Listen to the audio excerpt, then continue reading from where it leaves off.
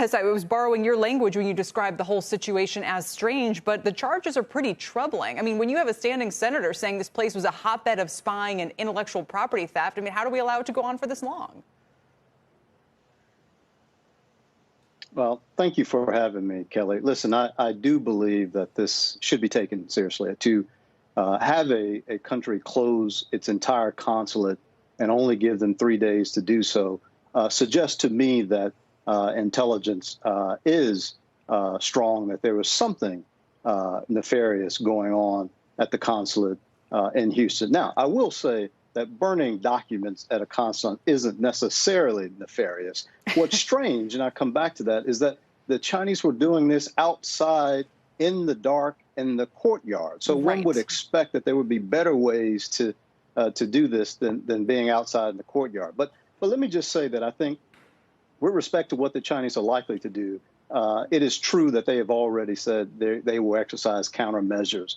And I think targeting the Wuhan consulate is a signal that they're not prepared to go to the nuclear option and close down a place like Shanghai or perhaps Chengdu.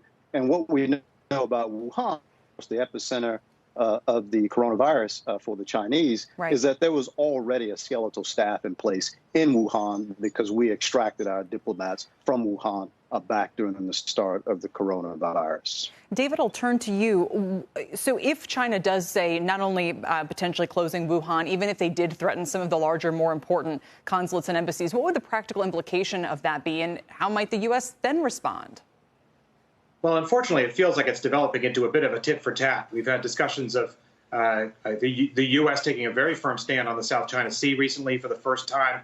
2 U.S. aircraft carriers in the South China Sea in recent weeks. You had a lot of talk about TikTok and other Chinese companies, ones listed in the U.S. and other places. So this is, I think, just a tit for tat exchange. It's not dissimilar to the closing of the Russian consulate in San Francisco back in 2017, again, where they burned documents. So I'm not actually too concerned about the way where we're headed on the consulates. It makes it a little harder to do business, a little harder for one's citizens in that country to get the services that they need. But the really big issues are South China Sea, Huawei, and the ability to invest through Hong Kong.